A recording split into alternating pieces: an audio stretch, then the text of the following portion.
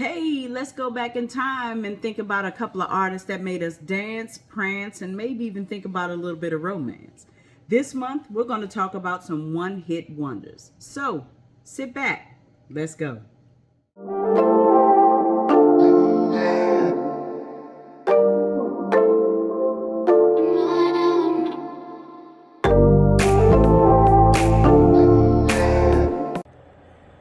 Born Sean Maurice Mims on March 22nd, 1981, and known as Mims, which is an acronym for Music is My Savior. He's an American rapper from New York City, and he's best known for his commercial debut single, This Is Why I'm Hot. The song features samples of various hip hop artists, including Kanye West's song Jesus Walks, E40's song Tell Me When to Go, Dr. Dre and Snoop Dogg's song Nothing But a G Thing, Baby, and Mobb Deep's song Shook Ones, Part 2. Each song that's sampled is played as Mims mentions the area from which each artist is originated in the song. The song was written by Mims and produced by Blackout Movement and Mike Moosh. This Is Why I'm Hot gradually increased in airplay. The song did very well on local radio stations, including New York's Power 105.1. It also eventually peaked at the top of the U.S. Billboard Top 100.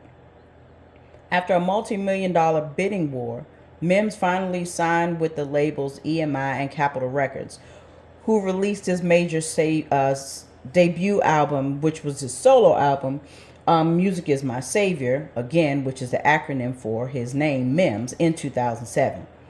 And Mims grew up, he was influenced by the rappers of his hometown, New York City.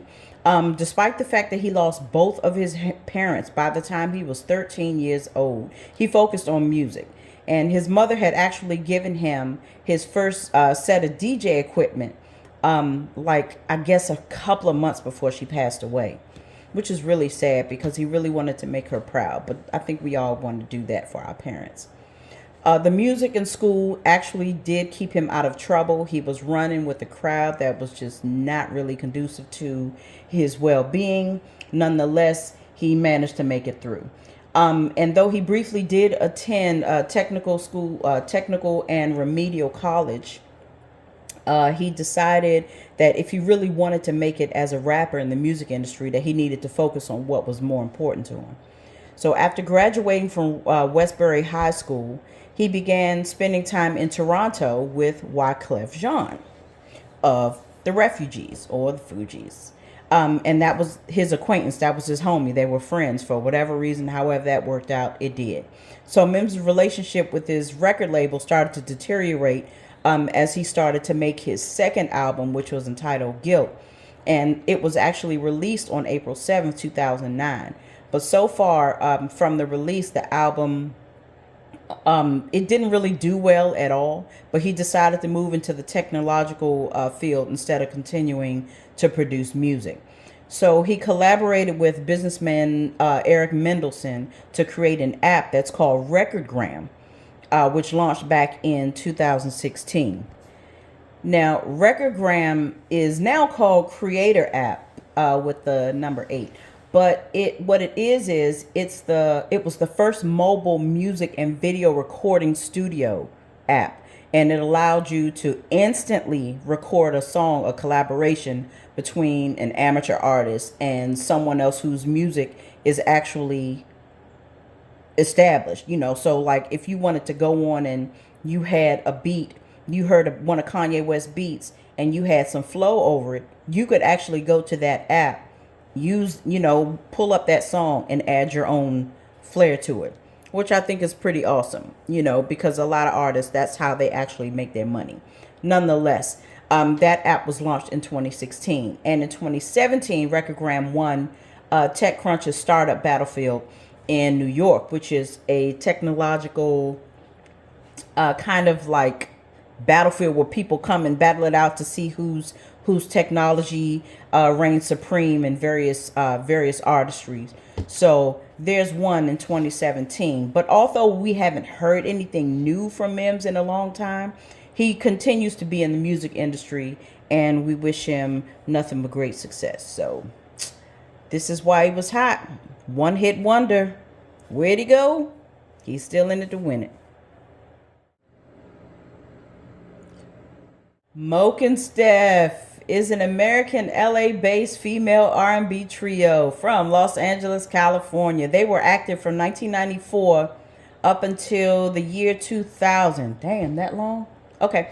The group's name was a combination of the first two syllables or the first two letters of each member's name. Monifa Bethune, Kenya Hadley, and Stephanie Sinclair.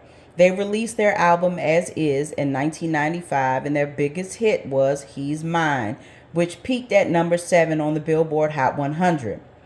It also spent 1 week in the UK singles chart in September 1995 at number 70. Now, their second single, Sex in the Rain, was not as successful. I never even heard of it. It only peaked at number 41 on the US R&B chart. But the song He's Mine was written by all three ladies, Roger Troutman, Larry Troutman, and Prince, believe it or not. Prince had his hand in writing some of this song. The meaning of the song really needs no explanation, but I'm here for it, so I'll break it down anyway. Okay, there's this girl, she's talking to another girl, and who's speaking about, her stable relationship with her man. This man, I know he's cheating on me, it's nothing serious though, but it just happens, and he cheats occasionally. He's not in love with the other girl. So the reaction of the first girl is that, I'm giving you advice, you better give up because he doesn't really love you.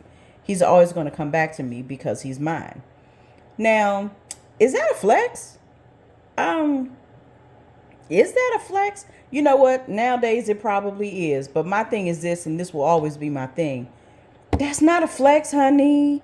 It's not a flex. Okay, anyway. So when they caught up with MoKenStef and they asked what their plans for the future years, and they said that they're collectively writing a book, and that in that book they're going to take their ride or die fans all through the good, the bad, and the ugly journey with them. From the beginning of their group to the dastardly end. And they said that they keep it authentic, uninterrupted, unfiltered, and it's their reality. Uh-oh. Do I smell another reality show coming? Please, no.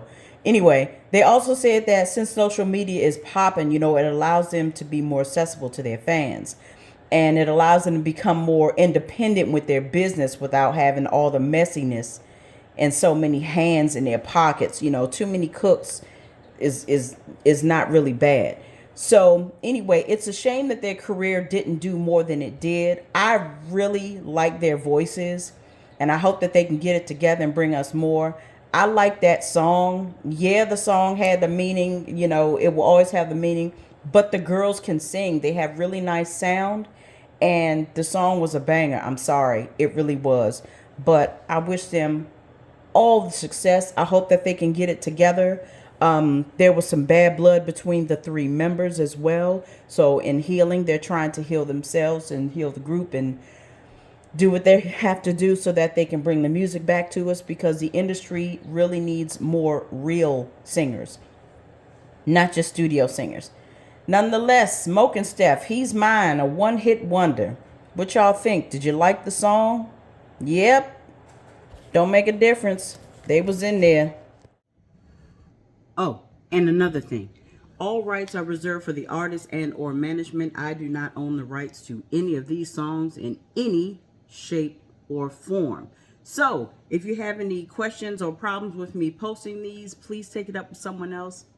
I am only the messenger, and the links to the music videos are in the description box below. If you've liked what you've seen, please don't forget to like, share, comment, and subscribe. As in always, I'm Stingray72. Thank you so much for taking the trip with me down to One Hit Wonderland, and until the next video, peace.